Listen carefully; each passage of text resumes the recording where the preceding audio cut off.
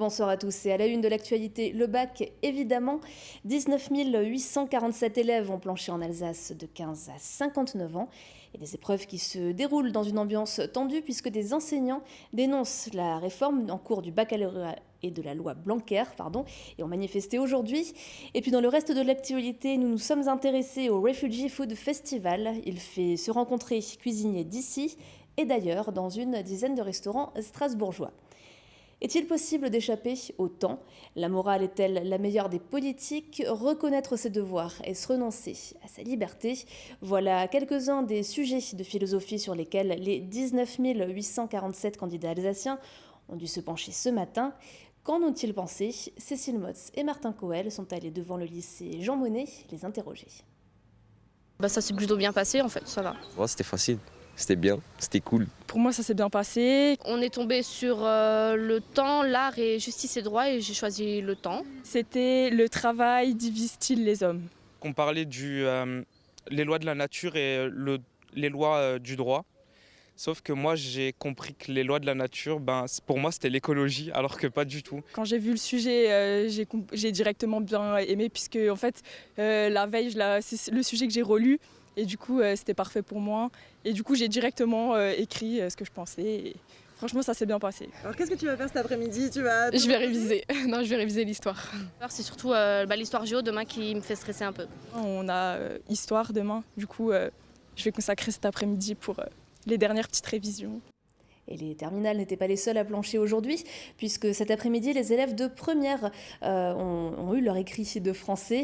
Au programme, selon les filières, une dissertation sur le plaisir des mots au théâtre, un commentaire de texte de Beaumarchais ou encore une écriture d'invention sur une citation de Lamartine. Et des épreuves qui se déroulent donc dans un contexte de tension côté enseignants. À Haguenau, Trüchtersheim, Schiltigheim ou encore Strasbourg, beaucoup ont profité de ce premier jour de bac pour manifester contre la loi Blanquer et la réforme en cours du baccalauréat, qui devrait d'ailleurs entrer en vigueur en 2021. Plus d'explications, Martin Coel et Cécile Motz.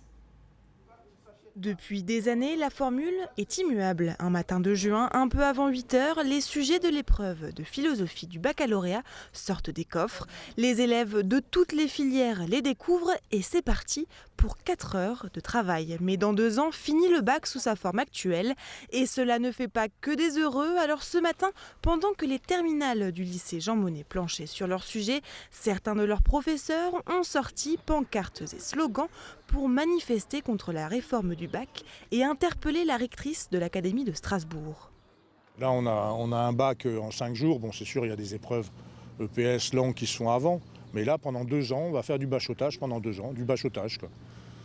C'est-à-dire qu'on va avoir la première épreuve, genre partielle, et hop, on va acheter tout, et puis on va prendre la seconde, et hop, on va acheter tout, etc. Il n'y aura plus de continuité, en fait. On va vers un bac local, et un bac local avec beaucoup de contrôle continu, ça signifie un bac inégalitaire. Ça veut dire que le bac à Jean Monnet ne vaudra pas la même chose qu'un bac à Sturm, à Pontonnier, à Kléber. On aimerait interpeller sur ce contrôle continu qui va encore renforcer les inégalités. 40% de la note finale proviendra du contrôle continu. Avec un tronc commun et des épreuves de spécialité, le bac sera donc métamorphosé. Il y aura plus de contrôle en cours de formation, donc plus d'épreuves étalées dans le temps sur l'année scolaire, des épreuves internes, donc une organisation davantage propre à chaque lycée. Moins d'épreuves terminales, donc peut-être moins d'épreuves, moins de fastes pour ces écrits de fin d'année, même si l'épreuve de philosophie, l'épreuve reine, reste toujours encore reine en France. En juin 2021, pour valider le précieux sésame, les lycéens de terminale auront donc à réussir l'écrit de philosophie et un grand oral de 30 minutes. Les élèves qui viennent de terminer leur seconde se préparent déjà à ces changements. Un baccalauréat qui va être simplifié avec un tronc commun, des épreuves de spécialité qui compteront beaucoup puisqu'elles compteront pour un coefficient 16 chacune au baccalauréat et puis des options qui pourront être choisies en plus par les élèves. Et nous avons été extrêmement attentifs à accompagner les lycées qui ont un public plus fragiles ou qui sont plus isolés. Par exemple, ici au lycée Jean Monnet, il y a un poste supplémentaire dédié à la réussite pour tous. Et cette attention à la particularité de chaque lycée, c'est un moyen de mettre en œuvre cette réforme en finesse et, je crois, le mieux possible. La rectrice s'est dite ce matin ouverte à un dialogue avec les manifestants. Malgré l'appel à la grève devant les lycées, les épreuves se sont déroulées normalement en Alsace. Et pendant que les grands révisent, les plus petits se préparent aux vacances. Et avant la fin de l'année scolaire, les écoliers d'Alsace ont reçu ou vont recevoir un livre. Le nom de l'opération Livre pour les vacances. Elle est menée au niveau national pour la seconde année. Le but, renforcer le goût et la pratique de la lecture chez les élèves avant leur entrée au collège. Cécile Motz a suivi cette distribution à l'école élémentaire Schöpflin à Strasbourg.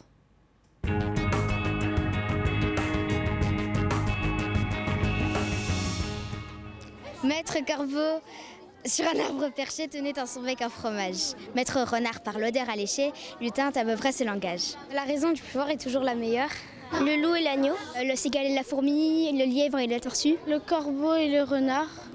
On a tous en tête une fable de La Fontaine. Eux en ont appris plusieurs au cours de leur scolarité élémentaire et vont pouvoir les réviser dès cet été. Les CM2 de l'Académie de Strasbourg bénéficient de l'opération Un livre pour les vacances, une page qui se tourne pour leurs professeurs. Les enfants lisent, mais la possession d'un livre qui leur appartient pour terminer leur école élémentaire, moi je trouve que c'est une idée à la fois très intéressante et qui a de l'importance pour eux. Ça va être le symbole de la fin de leur scolarité élémentaire. Et La Fontaine, c'est l'auteur universel par excellence. Je pense qu'ils vont garder ce livre précieusement et ils auront plaisir à le reprendre, à se souvenir des bons moments qu'ils auront passés pendant leur scolarité élémentaire. Pour inciter les élèves à lire, c'est un ouvrage illustré qui a été choisi. Les dessins humoristiques de l'artiste vosgien Vouch jouxtent les textes plus anciens de La Fontaine. L'autre symbole avec l'illustration cette année de Vouch, c'est de faire là un lien entre le patrimoine du passé, le patrimoine littéraire du passé, et puis la création, la créativité des illustrateurs contemporains. Donc c'est aussi pour montrer aux élèves qu'un ouvrage comme celui-ci, c'est certes un auteur du passé, mais c'est un auteur qui a toute son actualité et dont s'emparent des illustrateurs contemporains. Une invitation à la lecture, mais aussi une découverte du patrimoine littéraire français. Et dans le reste de l'actualité, connaissez-vous la cuisine afghane, géorgienne ou encore iranienne ? Eh bien, cette semaine, c'est justement l'occasion de les découvrir. Jusqu'à samedi se déroule le Refugee Food Festival dans une dizaine de restaurants et cantines strasbourgeois, mais aussi dans 14 autres villes dans le monde. Au restaurant Terroir & Co, c'est une réfugiée syrienne qui est au fourneau cette semaine. Romain Hirt l'a rencontrée.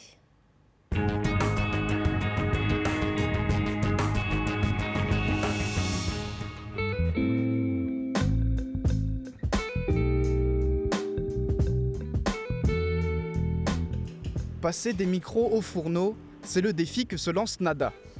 Journaliste de formation, elle est arrivée en France depuis la Syrie il y a 2 ans. Elle vit cette semaine une expérience inédite, cuisiner pour un grand restaurant strasbourgeois. Un essai qui porte ses fruits. J'aime travailler comme cuisinier parce que mes amis venir chez nous et j'aime cuisiner pour autres personnes. Oui. Mathieu, il m'a dit c'est joli les plats et très bien goûté. Laisser tester, c'est bien. Pour une cuistot novice, Nada ne semble pas désorientée. Du côté des cuisiniers, on s'active pour appliquer ces recettes et les reproduire à l'identique. Pour tout le monde, c'est la découverte de nouvelles saveurs orientales. Le finger fire, un plat à base de lentilles et de pâtes. Et le friquet, c'est des cuisses de poulet qu'elle a marinées au yaourt, des petites épices un peu secrètes, avec un peu de cumin, des baies roses. Et elle va servir ça avec du blé vert cassé. La barrière de la langue est au départ c'est un peu compliqué. Nada parle pas très bien français, mais vous verrez qu'en cuisine, on parle le même langage et c'est très intéressant. Un langage universel qui rapproche. Cette initiative est reproduite en France et dans le monde. Près de 150 restaurants dans 15 villes différentes participent au Refugee Food Festival qui suit ces 3 objectifs. Le premier, c'est de contribuer à changer notre regard sur les personnes issues de la migration forcée en valorisant leurs compétences à travers la cuisine Le deuxième, c'est de participer à leur insertion socio-professionnelle. Et la troisième, c'est de faire découvrir des saveurs venues d'ailleurs, puisque la cuisine est un moyen universel de communication. Cet événement créé en 2016 aide à l'insertion des réfugiés. La plupart d'entre eux trouvent ensuite une formation ou un emploi dans la restauration. En attendant, il leur reste une semaine à passer en cuisine. De quoi profiter encore quelques jours de ces saveurs venues d'ailleurs.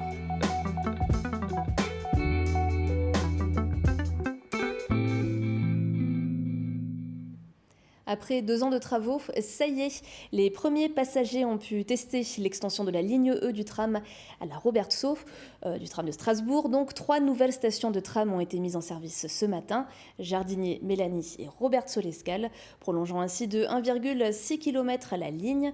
Il faut désormais compter environ 15 minutes entre le centre-ville de Strasbourg et le terminus. 7000 voyageurs supplémentaires sont attendus chaque jour sur la ligne. Elle sera officiellement inaugurée ce samedi. Et dans les transports en commun à Strasbourg toujours, les femmes qui voyagent seules après 22 heures pourront dès ce soir tester l'arrêt à la demande sur la ligne de bus 24. Elle relie l'ancienne douane au Neuhof. C'est une expérimentation et elle vise à réduire et donc à sécuriser le trajet entre l'arrêt de bus et le domicile. Un bilan sera fait d'ici 6 mois et d'autres lignes pourraient être concernées. Et puis on part à Paris maintenant pour terminer ce JT. On va rencontrer Catherine Mig. Cette Alsacienne clinicienne du travail vient de publier un livre sur la souffrance au travail, en récoltant notamment des témoignages de psychologues, infirmières et médecins au contact des salariés. Nora Boirioa.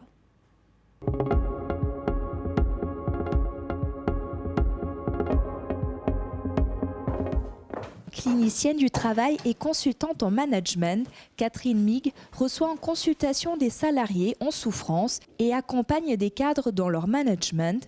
Dans son livre « J'ai mal au travail, parcours en quête de sens », elle raconte 6 prises en charge de patients et décrypte l'impact des activités professionnelles sur la santé mentale. Ce qui se passe quand on va pas bien, c'est qu'en fait on est envahi par l'émotion de la difficulté et de la souffrance au travail et on n'arrive plus à penser ce qui nous arrive. Et ça, c'est le premier travail que je fais avec les patients quand ils arrivent chez moi, c'est de leur donner quelques clés de compréhension de ce qui leur arrive pour qu'ils puissent retrouver un pouvoir d'agir sur leur situation. Catherine Mig est psychanalyste depuis plus de 10 ans à Paris. Dans une autre ville, la strasbourgeoise a été présidente des ONG au Conseil de l'Europe, présidente du centre socio-culturel du Fossé des 13, conseillère municipale en charge des affaires sociales sous le mandat de Catherine Trautmann. Le travail est devenu très vite le fil rouge de son parcours professionnel. Creuser cette question du rapport de la personne humaine avec son travail. Si je veux résumer, ce qui m'intéresse, c'est qu'est-ce que ça fait à la personne humaine de travailler, qu'est-ce que ça lui apporte et qu'est-ce qu'il faut comme condition pour qu'elle aille bien, c'est-à-dire qu'on soit du côté de l'épanouissement de la personnalité, de l'identité et en même temps de la performance. Mais je suis absolument convaincue qu'on peut tenir les deux bouts, en fait, les deux dimensions. Selon Catherine Mig, le burn-out peut être lié à la surcharge de travail, au déficit de reconnaissance, à la souffrance éthique ou à l'isolement. Et pour elle, le collectif serait la solution. D'ailleurs, ce livre s'adresse aussi bien aux salariés qu'aux managers et qu'aux soignants. RGDS, partenaire des Alsaciens qui s'engagent. Et puis comme tous les soirs, c'est l'heure maintenant de l'image du jour, Oliviane. Strasbourg a beau avoir été classée ville la plus attractive de France par l'hebdomadaire Le Point, c'est bien Colmar qui est en ce moment la coqueluche de tous les blogueurs voyage et tourisme. Les Américains s'y succèdent et ne tarissent pas d'éloges, mais voilà que les Espagnols sont également victimes du syndrome de Colmar. Et le blog de Ruta en Familia n'est pas avare ni de compliments, ni de superbes photos.